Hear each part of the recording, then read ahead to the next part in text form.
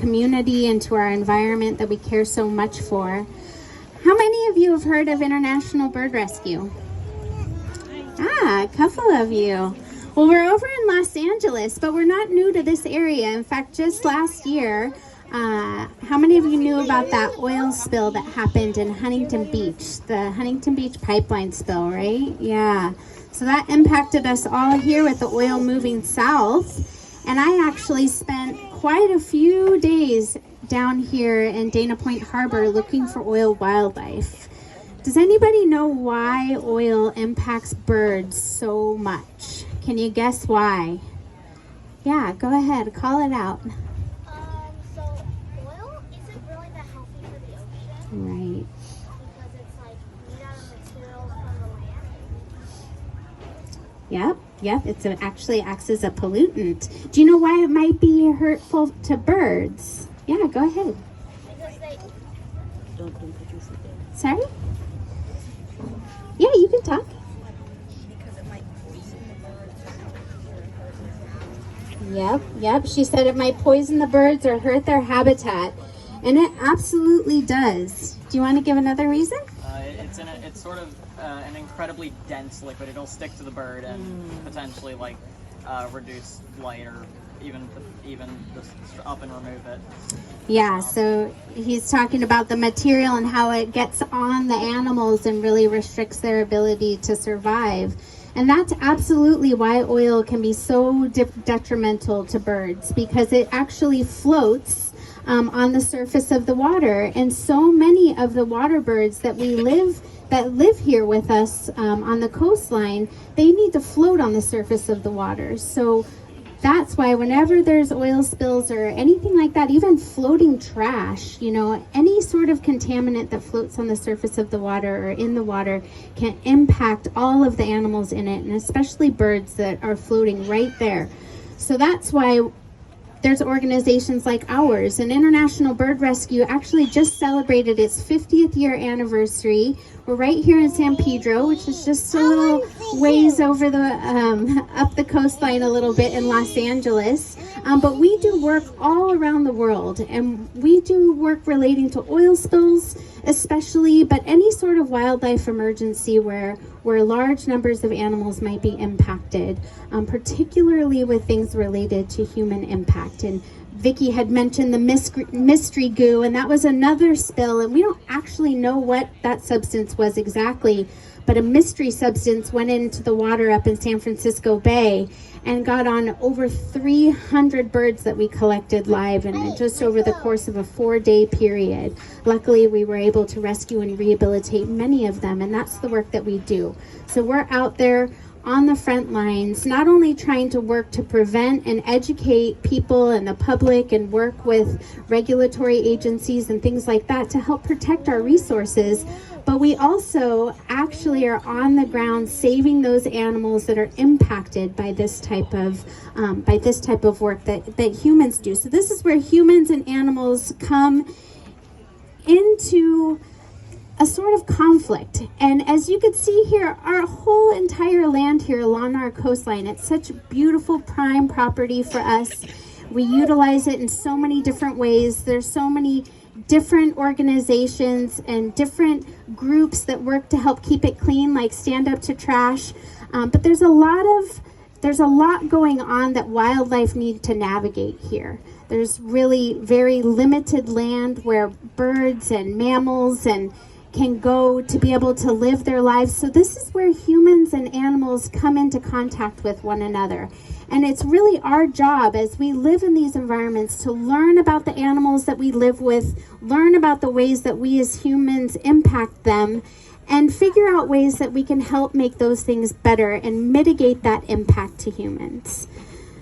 What do you guys think is the most common injury that we see at a wildlife rescue facility? Yeah. Go ahead, you in the purple. Yeah, trash. That's a good guess. Especially fishing hook and line. As you could imagine, birds here. I'm sure some of you were out picking up trash. How many of you came across derelict fishing line? Yeah, a lot of us, right? So there's so many important things that happen. This is a recreational activity that is protected, and it's something that we can participate in, but it's also something that we need to do responsibly. And I wanted to give you a little bit of an idea of what wildlife rehabilitation is all about by telling you a story about what happens when a pelican that gets entangled in a fishing hook and entangled in fishing line. I meant to bring over those fishing hook and lines, but they're over there, and those lures are pretty deceiving. They really look like fish. So when pelicans especially get attracted to that fish, when somebody is actively fishing, they can get that hook stuck in their body, and sometimes anywhere on their body, and that all that fishing line can end up entangling that animal. And if there's no human intervention to help get that hook and that fishing line off of that animal, then unfortunately that bird is not going to make it. So that's one thing that's so important for groups like ours, and we really rely on the public, people like you, that spot these animals that are in need. And how many of you are familiar with what a wildlife rehabilitation organization is? Not very many. Yeah. How many of you know what a zoo is? An aquarium? What about a wildlife sanctuary? Yeah. So wildlife rehab is something unique in that, like a zoo and aquarium where they have animals that are captive, they keep them all the time and they're there year round. For that way the public can come and see them and be educated by the type of life and the protection that that animal needs. And sanctuaries do much of the same thing. And these are animals that are going to spend the rest of their life in captivity. But wildlife rehabilitation is really meant to help get every single animal that comes into our care. We want to heal them up from whatever injury they have and get them back out into the wild. So that is our ultimate goal. And we at International Bird Rescue specialize in aquatic birds, especially because of the oil spills, but that is all that we do. We have a unique facility and specially trained staff to do just that. So when that pelican gets hooked by that fishing hook or that line and gets entangled, oftentimes what happens is some small injuries, and they might seem insignificant. How many of you have heard of that saying that a fishing hook will just rust out? If an animal gets hooked in a fishing hook, it's just going to rust out. It'll fall out on its own. It will not. It is a big old wives' tale that we try to really let people know about. So those fishing hooks really act as like almost like a dirty piercing, which can be really painful. That line can get entangled and can cause quite a lot of injuries. So just to give you a little bit of an idea of what an animal goes through when it comes into rehab, it's going to come into our center, it's going to get a full exam, all of its injuries are going to be assessed, and fishing line really can cause what we call constriction injuries. So it can wrap around a limb, it can cut off circulation, so it really needs to get off of that animal as soon as possible. But birds are so unique that it can cause such quite significant damage that sometimes it can take months for that animal to heal. And I've rescued a pelican off the beach that had both of its wings entangled together, had a big fish hook underneath its wing. We were able to get all of that fish hook and line off, but as soon as we got that animal into care, we realized how extensive its injuries were. There were injuries to both of its wing. There was no chance that that bird was going to fly. It needed antibiotics, pain meds, and weeks of care, which is what it gets with us. We have a specialized team that does that. We have specialized enclosures to be able to help that happen.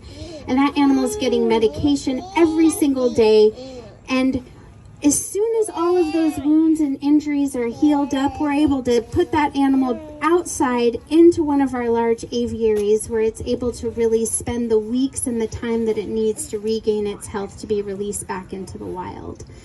And so it's things like that and organizations like ours that are doing that kind of work to try to help mitigate the impacts that we have in our daily activities, whether it's from pollution or trash or even just the recreational activities that we all partake in. And one thing that I wanted to just share with you all, I know it's getting a little warm, so I just wanted to give you an idea of who we are as an organization and what we do, but ways that you can really get involved in how you can participate is by especially enjoying and protecting the environment that you live in and understand who your wild neighbors are. So many of us don't even realize the very wildlife that live in our backyards. Learn about local wildlife, hike, bike, surf, kayak, bird responsibly, making sure you understand that these animals have the right to live here right alongside of us, especially fishing and hunting responsibly. I know these are activities that some of us don't really see firsthand, but or maybe we don't participate in firsthand, but there's a way to do those things in a responsible way that doesn't impact the environment that harshly. Also consider the impacts of your daily choices. Turn your yard into its very own wildlife habitat, and especially as we've all been hearing about the drought recently, the ongoing drought that's been, I think, never ending here in California, Southern California. But really making your yards, converting them into native habitats that are drought resistant, that help attract wildlife. Your yard is a home to all of our wild neighbors. The other ways you can get involved is volunteering, like you're doing today, volunteering for wonderful nonprofits to pick up trash. You can also volunteer at organizations like mine, like International Bird Rescue. We heavily rely on volunteers to care for the hundreds of animals we receive every year. You can also volunteer at nature centers or different nonprofits in your local area, and you can give back in all these different ways. And most of all, as you guys can see here, one of the big things that I've been doing on my daily life is really trying to reduce, reuse, and recycle as much as possible. And I really want to put a big emphasis on the reducing and reusing. And recycling is a great alternative, but as much as we can reduce our impact and reuse all of this amazing stuff that we have available to us all the time, that's the best way that we can help care for the environment that we're in. And I'm going to wrap up just with talking here, but I wanted to give you guys a little opportunity. If you had any questions, I'm welcome to anything that you might be interested in. I have a question. Or no, just ask, like, Go ahead. how many birds do you rescue around Dana Point? So our nonprofit, the question was, how many birds do we rescue around Dana Point? And because we're up in Los Angeles, we typically, as our organization, don't get a lot of animals from this area, although I know there's Wetlands and Wildlife in Huntington Beach that does rescues. There's the local animal controls that you can call in case there's any injured wildlife that need assistance. And then SeaWorld's one that also has a rescue. They have teams that go out and rescue animals as well, down more in the North San Diego County. But as you know, I'm sure there's quite a few rescues and animals in need down here, especially in harbor areas like this. Mm-hmm. Does anybody else have any other questions? Yeah. So the question is, how old do you have to be to volunteer? Well, as you can see from this event, it's any age, but to work with the birds, you have to be 18 years old. We are a licensed rehabilitation organization, so we're licensed through the state and the U.S. government as well to do the work that we do. So they have a limitation for 18 years and older, and you are working with actual live animals. So it can be a little bit dangerous, but birds are pretty safe. Mm-hmm.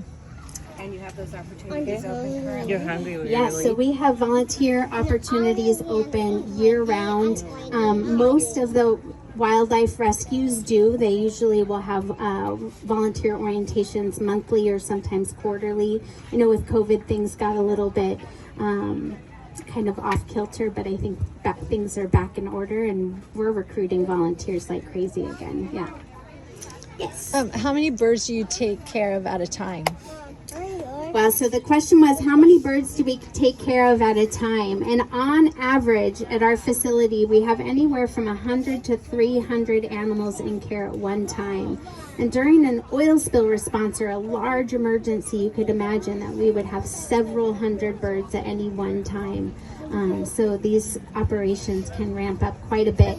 And if you get a chance, to head over to the booth that we have set up, we have a little bit of information about an elegant tern chick rescue that we did last summer, where we saved over 3,000 elegant tern chicks that were falling off of a barge in Long Beach Harbor. So the operations can scale up quite a bit. Yes. And then you have a live camera, a live feed camera in your facility? Yeah, Bird Rescue actually has 2 live feeds that you can find on our website. One of them is at our Los Angeles facility on one of our enclosures there, so you can check out the birds. It was really fun. Not so fun for the pelicans that were having a hard time these last few months, but really fun when you could go on our website and see the over 100 of them in our aviary. And then our Northern California Center also has another bird cam as well. So you get to kind of just look at what the birds are doing inside of the enclosures while they're in rehabilitation, if you want to check that out.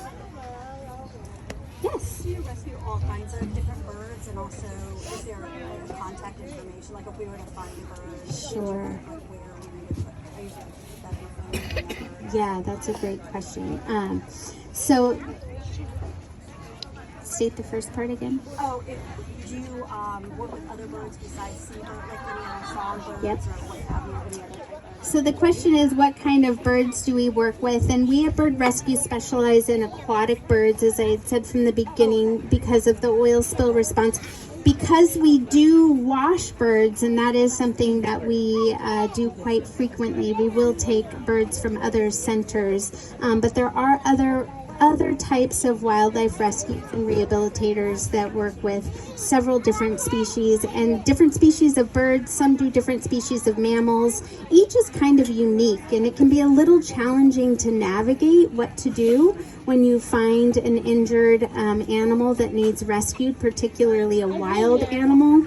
The internet has become pretty amazing, but animal control is always a great resource, and it's one of the things, especially in these coastal towns, that I always want to tell people really have this strong idea that they don't want to get a hold of animal control because they're just going to euthanize that animal right away, and that's not true. Luckily throughout California there's extensive rehabilitation groups, and many of the animal controls are partnered with and know where these groups are, and if they can't get that animal to them right away, they'll usually get it to us within 24 hours, and we work very, very closely with animal control with wildlife in that regard. So they're a great resource, and then they also know all the different rehabilitation organizations and what animal can go where, because it can be a little tricky to navigate. Yeah. And then your birds, how are they marked when they leave? So the question was, how do we mark birds? Thank you, Vicki. One thing that's so unique about our organization is we actually have a banding permit. We actually have a permit to band birds. So every single bird that we release gets some really pretty jewelry. I don't know that they would think it's pretty, but they get little metal leg bands that go on their legs. They're actually given to us by the USGS, the U.S. Geological Society. I didn't say that right. But so it's a federal program where every single bird that we rehabilitate gets a unique number on that leg band. So if you ever come in contact with a bird that has a little metal ring on its band, you can get that unique number and you can report it online. You can just type in report a banded bird, and the website will come up where you can report all of those birds. And we've gotten some really amazing feedback from birds that have been out in the wild for years after we've rehabilitated them. Does anybody else have any more questions? Yeah? No? Sure, go ahead. Hi.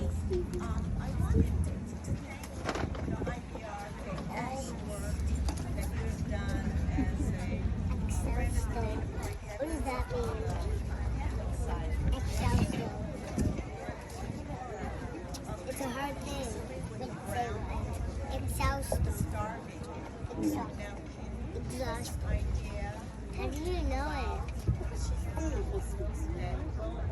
I'm just. You're gonna have to soak with St. Miles. No, that's sandwich. Yeah, sandwich. St. Miles. That's sandwich. Yeah, we're getting St. Miles. We have a St. Miles. How many of you are familiar with what was going on with the pelicans this last summer? You might have seen it on the news. Yeah. So there was a lot of pelicans that were suffering from, at first we didn't know what, but they were suffering from what we found out later was really starvation. So they're one of the key species that really help us know the health of our ocean. And because they eat fish, I'm sure you've seen the brown pelicans flying over the water, and they dive for fish in the water. So they're really affected by the temperature of the water and where the fish move. So sometimes what we've seen, especially with the warming of our oceans off of our coast, the fish move a little bit deeper at different times of the year. And sometimes, like what happened this last summer, there was a lot of fish being reported by the fisheries, but it wasn't available in the areas that the pelicans weren't able to access it. So maybe some of the older pelicans were a little bit better at it than some of the younger birds, so we were seeing a little bit more of the younger birds coming in. And the question more specifically is, how much does it cost to rehabilitate a pelican? And it really does vary, but I will say they are hungry eaters, so it takes a lot to feed them. Probably upwards of $5 or $10 a day to feed a single pelican in care.